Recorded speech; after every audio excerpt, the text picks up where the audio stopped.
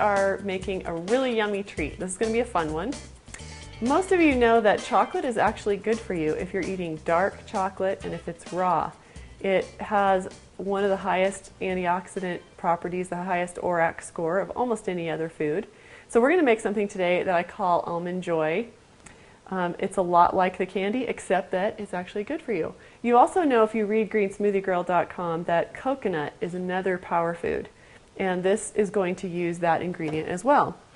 Okay, first thing we're going to use here in my Blendtec Total Blender, which is the most important tool I have in my kitchen, and I talk on my site about why, if you own just one thing, this should be it. Save up for it. It is worth every penny. Best blender in the world. I've got some raw organic agave here. This is a sweetener. It is very sweet. It's very neutral tasting, and it has 1/3 the impact on your blood sugar that honey does or that refined sugar does. So it's a much preferable sweetener. Now, you probably are aware that coconut oil is very good for you. It's the good fat that burns the bad fats. And because it's summer here in Utah, I am able to just pour it out. What I do in the winter is I put it in this sink of hot water here, and I'm going to get it as liquid as possible because we are going to blend it here in a minute. Next thing I'm going to do is put some raw powdered chocolate. Now, everybody always asks me where I get this. I get it from Nature's First Law. It is rather expensive, so if you can get it in a buying co-op or some other way, all the better. But I did get this online through Nature's First Law. You can get it in your health food store too. Okay, these are the first 3 ingredients. And now we're just going to blend it up. This is such an easy recipe. Takes just a couple minutes to make. Everybody in the family loves it, and it gives you your daily intake of coconut oil. This recipe is in Chapter 4 of my 12 Steps to Whole Foods program. Now you're going to pour this into a 9x13 pan.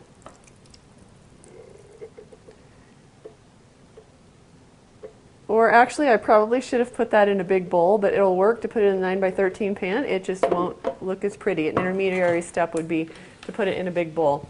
Then I'm going to add shredded coconut. All the proportions are in the recipe in Chapter 4. People are scared of coconut because it is high in fat.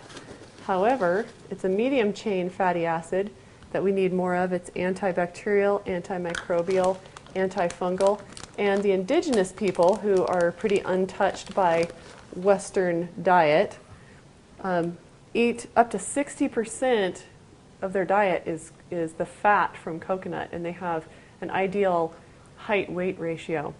And now I need some almonds. I have soaked these overnight to sprout them so that they are full of enzymes and very, very vitamin and mineral rich, as well as high in fiber and protein. And I'm going to put a bunch of chopped sprouted almonds to make this a lot like the Almond Joy that you know and love. And I'm going to chop these almonds coarsely.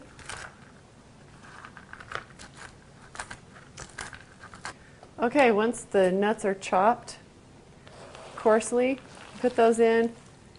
Again, I just put them in the 9x13 pan to save a step, but if you want, you can stir it up in a bowl first. You're just going to stir it all in, refrigerate it, cut it in squares, and enjoy.